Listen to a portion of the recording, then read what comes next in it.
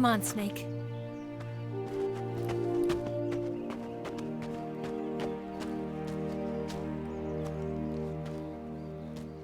We made it. We made it. Over there.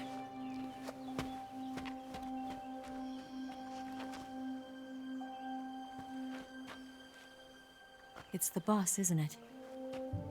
I'll go get the wig ready to take off. Right.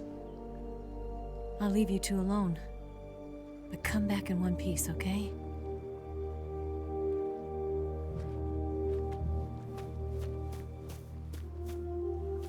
Promise me!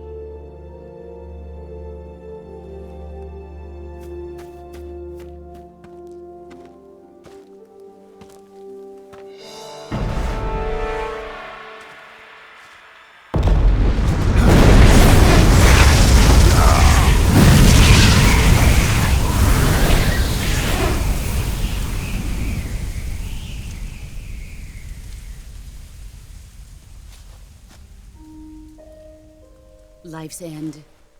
Isn't it beautiful? It's almost tragic.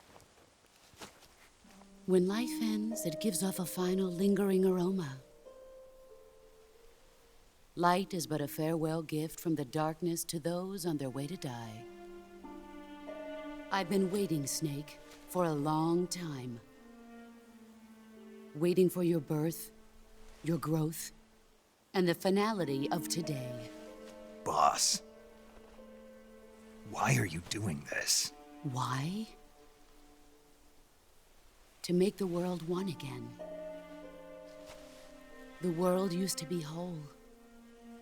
But with the end of the Second World War, the philosophers began to fight amongst themselves, and the world was torn apart. The Cobras, my comrades who trained and fought alongside me, were torn apart as well. The foibles of politics and the march of time can turn friends into enemies just as easily as the wind changes. Ridiculous, isn't it? Yesterday's ally becomes today's opposition. And this Cold War? Think back. When I was leading the Cobras, America and Russia were fighting together. Now, consider whether America and Russia will still be enemies in the 21st century. Somehow I doubt it. Enemies change along with the times, the flow of the ages, and we soldiers are forced to play along. I didn't raise you and shape you into the man you are today just so we could face each other in battle. A soldier's skills aren't meant to be used to hurt friends. So then what is an enemy? Is there such a thing as an absolute timeless enemy? There is no such thing, and never has been. And the reason is that our enemies are human beings like us. They can only be our enemies in relative terms. The world must be made whole again.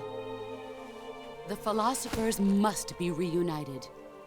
I will devote my skills to that purpose. And with the Colonel's money, I will achieve that end. Just as I once created the Cobras. They are my family. I may no longer be able to bear children, but I still have a family. It was November 1st, 1951. I was in the Nevada desert participating in atomic testing. The name Nevada is derived from Spanish, covered in snow, white as snow. And snow is exactly what I saw in that Nevada desert. It froze my blood white. Snake, you were an atomic test subject, weren't you? On Bikini Atoll. That's part of the reason I was drawn to you. You and I are alike. We're both slowly being eaten away by the karma of others. we'll never have the chance to die peacefully of old age. We have no tomorrow. But we can still have hope for the future. In 1960, I saw a vision of the ideal future from space. 3 years earlier, the Soviet Union had succeeded in launching Sputnik, the first man-made satellite in history, into orbit. This came as a huge shock to the United States. In response, America threw everything it had into its own manned spaceflight project, the Mercury program. Even as the Soviets seemed poised to send their first man into space, America was still experimenting with chimpanzees and rockets. The government wanted human data, so they secretly decided to send a human being into space. I was the one they chose. At the time, they didn't have the technology to block out cosmic rays, and whoever they sent up would inevitably be exposed to heavy radiation. That's why they chose me. After all, I'd already been irradiated once. Of course, you won't find any of this in the history books. I could see the planet as it appeared from space. That's when it finally hit me. Space exploration is nothing but another game in the power struggle between the US and the USSR. Politics, economics, the arms race, they're all just arenas for meaningless competition. I'm sure you can see that, but the Earth itself has no boundaries. No East, no West, no Cold War. And the irony of it is, the United States and the Soviet Union are spending billions on their space programs and the missile race, only to arrive at the same conclusion. In the 21st century, everyone will be able to see that we are all just inhabitants of a little celestial body called Earth. A world without communism or capitalism, that is the world I wanted to see. But reality continued to betray me. In 1961, I was sent to Cuba, to Bahia de Cochinos. It was part of a CIA-sponsored invasion under the guise of taking Cuban exiles back to their country. But the US government betrayed them. Our weak-kneed president held back their air support. Defenseless, the exiles were annihilated by the Cuban army. All I could do was watch in silence. I was set up by the very country I'd sacrificed so much for, by the very government I dedicated my life to defending. I was driven from the surface world, and I went underground. Then, 2 years ago, I faced the Sorrow, my old comrade in battle. He was my friend. But one of us had to die. I was left with no choice. The Sorrow gave his life for me. There is no enmity between us. One must live, and one must die. That was the mission. The ones who gave me that mission were the philosophers. Early in the 20th century, the true holders of power in the United States, the Republic of China, and the newly formed Soviet Union gathered together in a secret meeting that would later be known as the Wiseman's Committee. The secret pact they formed there marked the beginning of the philosophers. But the last of the original members died in the 1930s. After that, the organization began to run out of control, and the Wiseman's Committee degenerated into a mere shell of its former self. The philosophers of today have no sense of good or evil.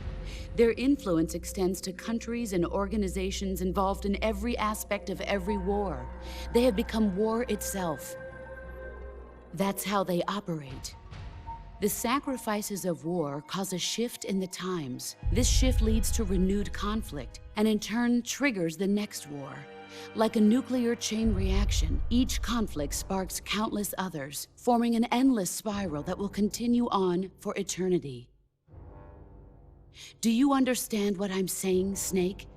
By consuming me and you, the philosophers intend to keep that cycle going forever. It was my father who explained all of this to me. He was one of them. You see, I am the last remaining child of the philosophers.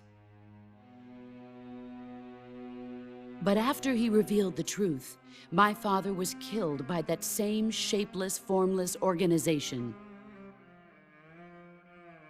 And my father isn't the only thing the philosophers have taken from me.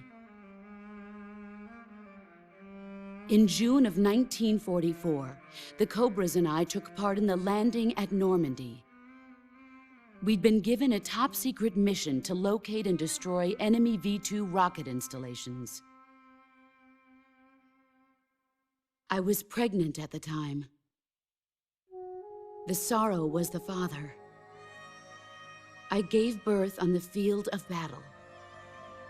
A beautiful baby boy. But my child was snatched away from me by the philosophers.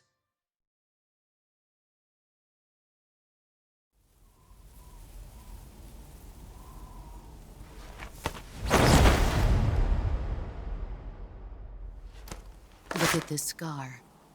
This is proof that I was once a mother.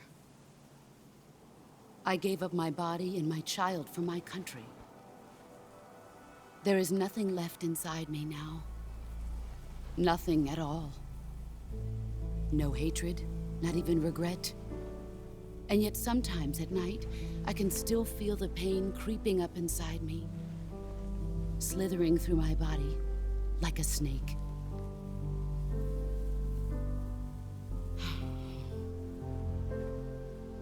I've never talked this much about myself before. Thanks. Thanks for listening to me.